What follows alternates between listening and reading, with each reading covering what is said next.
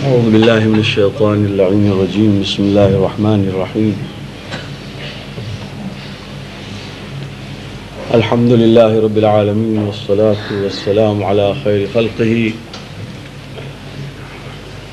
سيدنا ومولانا أبي القاسم محمد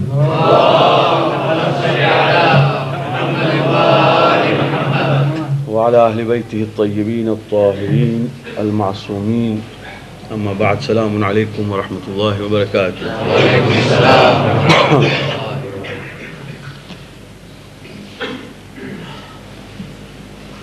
The most important thing in Hajj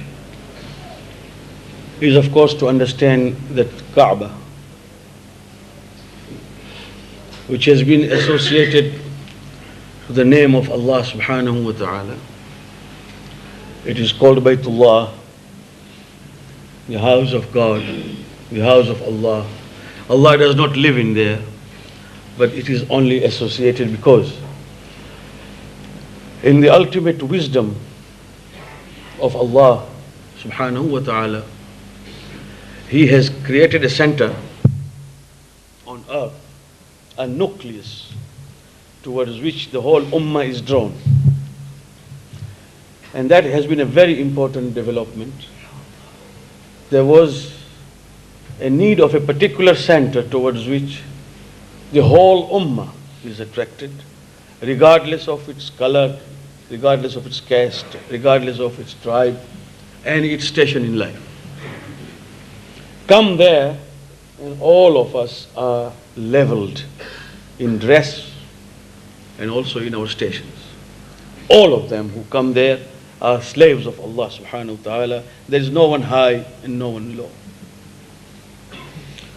And it is the Qibla towards which the whole ummah will prostrate, and that forms the Qibla all over the world that we face. If we are away from Kaaba, then Makkah is our Qibla. Otherwise, when we are there, then Khane Kaaba or Kaaba itself is the Qibla. Believe me, when you go to Hajj or Umrah for the first time, and when you come before Kaaba, you will not believe that you are on earth. With that simplicity of that particular structure and the environment, when you come face to face with Kaaba for the first time, you feel that you are not on earth, you are somewhere perhaps in the heavens. And the beauty of it is that whenever you go there again and again, every time, that spirit within you has an upsurge within you, and you feel that you are at a new place altogether. The tranquil and peace around Kaaba is unique. So, when we come there, we have not come there just to say that we are going to go around the house 7 times just because we have been told. But so many things are attached to that particular shrine and monument which Allah subhanahu wa ta'ala has kept. The first house of Allah that has been built on earth, as Quran says, towards which people may come from far and wide on the backs of the camels and also on modern modes of transport, come there. Now when Hajj is being performed and all Muslims are around Kaaba, it really makes the world wonder as to what is happening at that particular moment when millions of people of single faith are there. There is no idol, there is no worshipping of the house. We don't worship that house, we worship Allah subhanahu wa ta'ala. That is the nucleus, the center where we have come, the most honorable and venerable place in Islam, Kaaba. And that stone which is called Hajar Aswad, black stone, which we kiss as we finish our tawaf, is not an ordinary stone. It is said in history that once in the time of Khilafat of Umar Umar ibn Khattab stood before that stone and said, had it not been that Allah has asked me to honor you and to kiss you, I would have considered you just like any other stone. This is what Umar said then. And Ali ibn Abi Talib was standing behind. And he said, oh Umar, this is not just an ordinary stone. You must correct your ideas and your impressions about it. It is not an ordinary stone. Do you know one thing? That it was specially sent down from heaven, one. Secondly, although it seems to be a stone, it will bear witness on the day of judgment as to who came and who kissed or saluted from far, because they could not reach. As we come near it, we say, Allahu Akbar, and raise our hand. It will bear witness. And not only that, it recognizes the kiss of a believer and the kiss of a hypocrite. Therefore, don't call it any other stone. So that is what we call Hajar Aswad. And when we go there, the tawaf begins from that center, Hajar Aswad. And from then it is one, as we complete the circuit and come to Khane Kaaba, this is Hajar Aswad again. And then we go again second times, and then the completion of it, seventh. So this is the meaning of tawaf. Now, in this world we see that when, let us take an example of a flame of a candle. When you have a candle, you will find that the insect or the moth comes there, attracted by the light. It can be any light, it can be even your bulb. But then what happens is that it goes round and round and round that flame. It has been attracted by that fire, by that light. It does not know what to do then, but it goes round and round and round.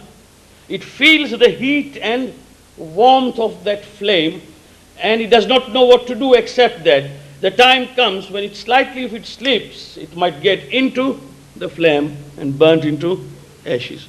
This is exactly the feeling which we miss. We don't have. Otherwise, if we had, Khane Kaaba was something which would be integral part of our life. Because when we go there, that warmth must be felt, that we have come to a nucleus, the centralmost part. And there, of course, man has got to feel so humble before Allah subhanahu wa ta'ala that he does not remember anything except his love for that supreme being. That is the meaning of tawaf. And in so doing, it is his mercy that he only told us to do it 7 times. If there was true love of God, it would have been as many times as possible. But he told us 7, and 7 is enough. Otherwise, man can go on and never be spiritually satisfied. And that is why people go there after having performed their umrah, after having performed their hajj. People go there for their mustahabbi tawaf as many times as possible. And when we go there, although it is not wajib to read anything, but we must. It is the place of istighfar. It is the place of thanking Allah. It is the place of glorifying Him. It is the place of remembering our own sins and seeking forgiveness for Him. It is not a place for us to go and just see the people, how many have come. It is for us to be engaged in our own lives. So when you go to Kaaba, before we go from here, these are the things which we must understand, that we are going to a place which has no parallel in the world. Inshallah ta'ala, it is not my work to go into Masail, because Masail will be arranged.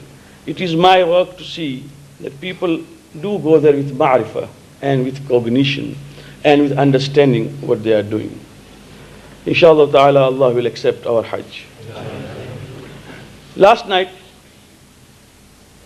while I was on this particular ayah, There was no time left. People were anxious to know what happened next. Well, when Hazrat Yusuf salamullah alayhi did not want to get involved in this, and as Allah says,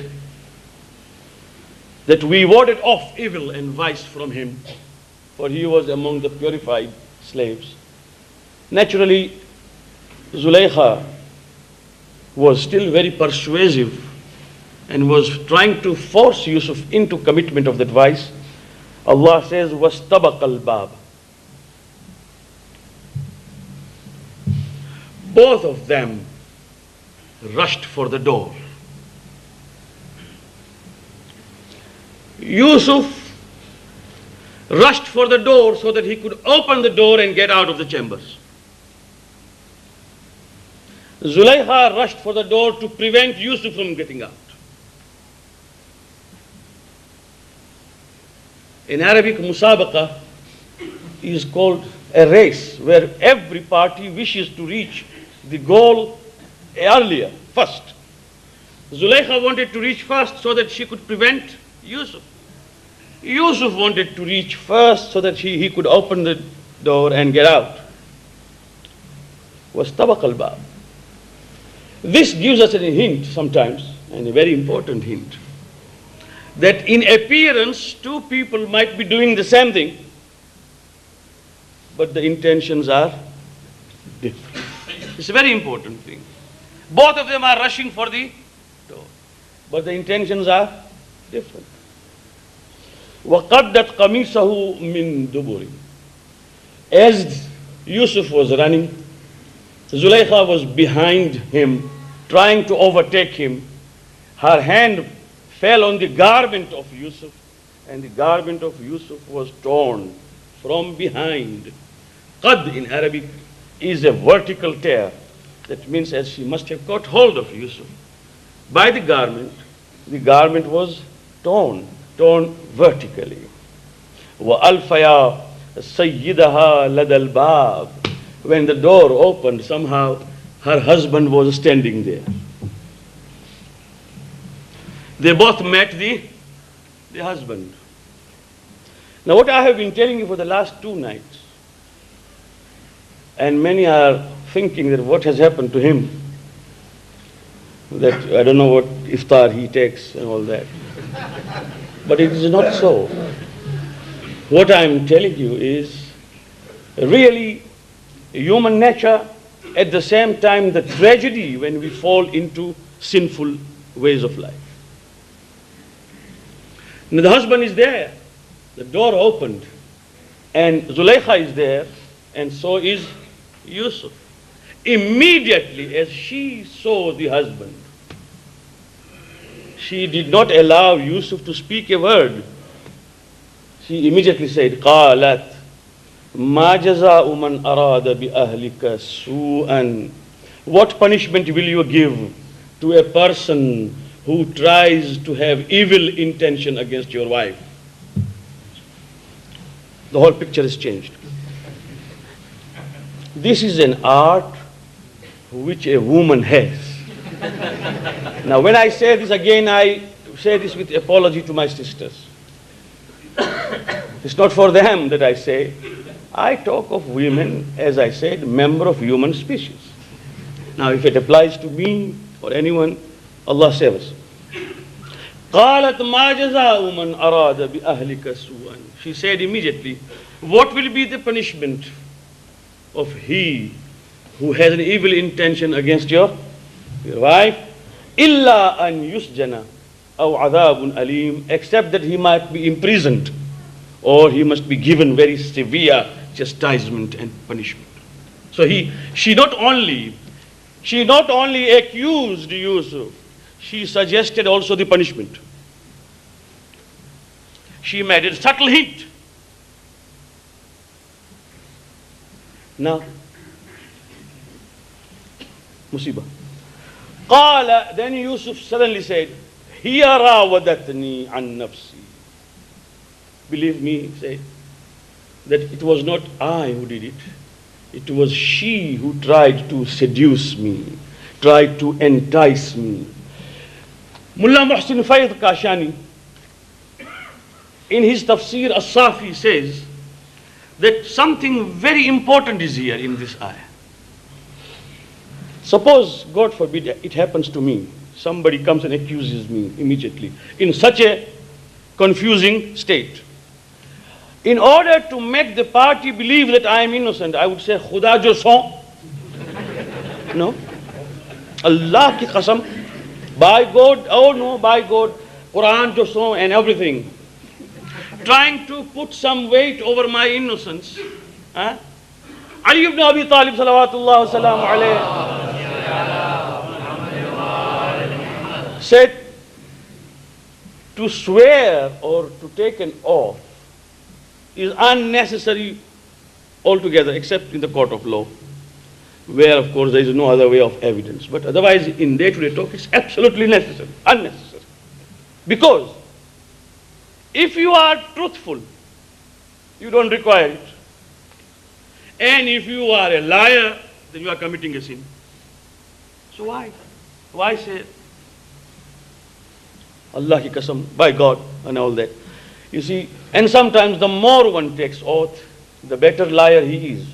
So then, Yusuf alayhi salam did not say anything of this sort. He did not even try to become very convincing. He simply said, Hiya rawadatni an nafsi. She seduced me. She tried to entice me. She tried to induce me. Now, this is the place where وَشَهِدَ شَاهِدٌ مِّنْ أَهْلِهَا. Immediately a witness bore a witness from her own family. Who was that witness? In the ahadith of Ahlul Bayt salamullah alayhim ajma'een, there was a small child in the cradle, an infant, who was actually the son of Zulaykha's sister, not expected to speak or talk. The child gave witness. Immediately the child spoke, the baby spoke. What did he say? The young child, the infant, from the cradle said, In kana qamisuhu qudda min qubulin fasadaqat wa huwa min al-kadhibin. The child told the husband, look at the garment of Yusuf. If Yusuf's garment is torn from the front, then she is right and he is a liar. وَإِن كَانَ قَمِيصُهُ قُدَّ مِن دُبُرٍ فَكَذَبَتْ وَهُوَ مِنَ الصَّادِقِينَ. And if the garment is torn from behind, then you must know that your wife is a liar and Yusuf is truthful. It's something which anybody can understand. فَلَمَّا رَأَى قَمِيصَهُ قُدَّ مِن دُبُرٍ. Then the husband saw that the garment was torn from behind. So he immediately decided that the wife was trying to play a fast one. So he immediately said, قَالَ إِنَّهُ مِنْ كَيْدِكُنَّ إِنَّ كَيْدَكُنَّ عَظِيمٌ. This is your plot and your makr. And the makr of you women is great. Azim, azim. Not you alone, of all of you, all women. Inna kayda kunna azim. In the Quran, only two makr have been described as azim. Azim. It doesn't mean that men don't do makr. Men also do makr, but they are not azim. But the azim are only two. One is the makr of shaitan, and another is makr of a woman. Because when a woman does makr, inna kayda kunna azim, you can't get out of it. You can't get out. May Allah save us.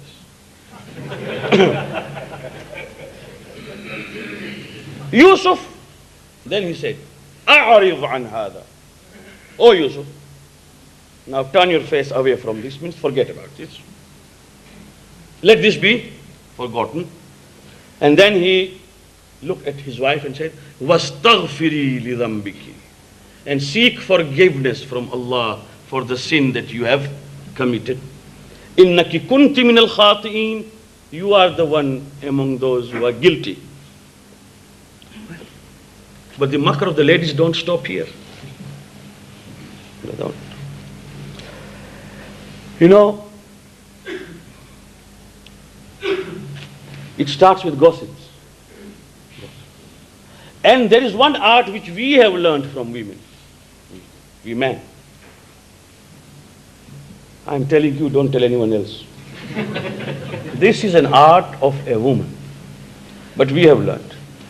A woman from this neighborhood stands to talk to this neighbor and says, "Hello, darling, good morning, how are you?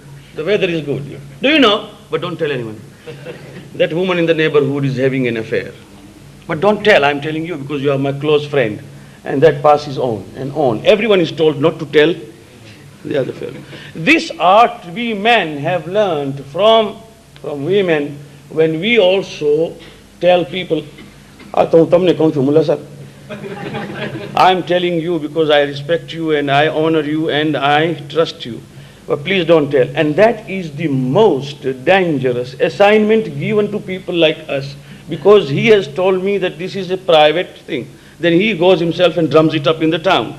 So second day it comes in the name of me. That you see, I told him, but he could not keep it. That's the problem. This can happen to any elder of the community. It can happen to the ulama, because they are being kept as trustees and custodian of a secret. Then the men themselves go and spread it, and it comes in the name of the person who first received it. And the Prophet sallallahu alaihi wasallam said, and so rightly, he said, if you cannot keep your own secret, who else can keep? Huh? If a man himself is unable to keep his own secret, he can't keep it himself, he is entrusting somebody else to keep it. That's foolish. If you cannot keep your own secret, how can you entrust others to keep? They cannot be better disposed to keeping your secret than yourselves. So, the rumor spread. And the ladies of the town came to know. From mouth to mouth it traveled, and from ear to ear. What happened? وَقَالَ نِسْوَةٌ فِي الْمَدِينَةِ امْرَأَةُ الْعَزِيزِ تُرَاوِدُ فَتَاهَا عَنْ نَفْسِهِ. And the women started talking. Do you know? The wife of Aziz Misr, that was the governor or the minister or the ruler of Misr, has seduced that young man who lives with her. Do you know that? قَدْ شَغَفَهَا حُبًّا. The love and infatuation has overpowered her. That means she is now head over heels in love. إِنَّا لَنَرَاهَا فِي ضَلَالٍ مُبِينٍ. And they started becoming very pious, saying, we think she is in error. How pious? فَلَمَّا سَمِعَتْ بِمَكْرِهِنَّ. When Zulaykha came to know about this makr of the ladies, Quran says this is also makr. Because you can never know whether there is any good intention in the gossip, in this scandal mongering. There is no good intention whatsoever. The intention is to prove oneself pious, and the intention is to underestimate the others. That is the intention. When she heard this, she was a woman and she knew women. Arsalat ilayhinna. She summoned them. She called them. Invited them. وَأَعْتَدَتْ لَهُنَّ مُتَّكَأً. And she prepared for them seats with pillows. That is one reading. And if you read it as mutkan or muttakan without alif, it means a fruit like an orange or a lemon which was brought there. وَآتَتْ كُلَّ وَاحِدَةٍ مِّنْهُنَّ سِكِّينًا. And she gave to everyone a knife and that particular lemon and said, sit down here. Sit down. وَقَالَتْ اخْرُجْ عَلَيْهِنَّ. Then she ordered Yusuf to say, pass by. Just come over from this place to that and pass by as they see you. فَلَمَّا رَأَيْنَهُ. When the women saw Yusuf from such a close quarter, أكبرنه, they were overwhelmed to see the beauty and the handsomeness of Yusuf. وَقَطَّعْنَ أَيْدِيَهُنَّ, and instead of cutting the orange or lemon, whatever it was, they started cutting their fingers with their, because she must have told them that as she passes, you cut this into two. The knife is in the hand, the fruit is in the hand, and cut this as you look at him. And as they looked at him, they forgot the fruit and they cut their hands. وَقُلْنَا هَاشَ لِلَّهِ مَا هَذَا بَشَرًا. Then they tried to justify. They said, this is not a human being. إِنْ هَذَا إِلَّا مَلَكٌ كَرِيمٌ. This is an ennobled angel that has come. It isn't a human being. Well, not more than this tonight. But to tell you that the idea was to tell them, the ladies and the women, that whatever I am in, or whatever the infatuation I am already entrapped in, is the same infatuation in which you will be entrapped. And therefore be careful and don't indulge in gossiping or trying to accuse others, because whatever has been in my life has been because of this. And may Allah save us from this, because the makr and the kaid of a woman, I cannot relate stories, because if I relate stories here, you will be surprised as how much a woman can play. And therefore, it is a lesson for our women and for men that in life one has got to remain as much clean and as much forthright as possible, not to indulge in kaid and makr, which of course in this world today goes. Alhamdulillahi Rabbil Alameen, wassalatu wassalam.